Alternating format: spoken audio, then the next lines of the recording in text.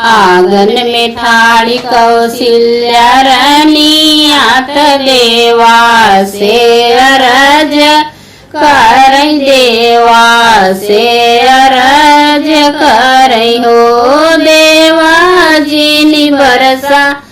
अवध नगरिया हो ललनवा हमरे भई ले हो ललनवा हमरे भई लेनी हो देवा जिनी बरसाया अवध नगरिया के ललनवा हमारा भई लेनी हो ललनवा हमारा भई लेनी हो रामा के कर भी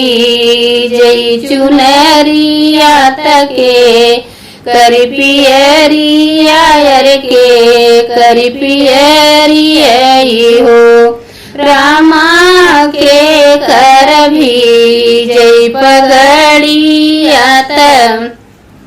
ललनवा हमरे भईले हो ललनवा हमरे भई लेनी हो देवा के कर भीजी ही पगड़िया ललनवा हमरे भई ले हो ललनवा हमरे भई लेनी हो रानी के भीजी है चुनरिया कौशल्या के पियरिया कौशल्या के पियरिया हो देवा राजा दशरथ के भीजी ही पगड़िया तब रहिया कैसे होई ही हो बरहिया कैसे होई आई हो देवा राजा दशरथ के भीजी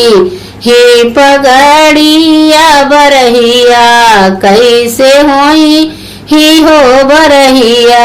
कैसे होई आई हो अगना में ठाड़ी कौशल्या रानी आत देवा से अरज करई देवा से अरज करई हो देवा जिनी बरसाव धनगरिया ललनवा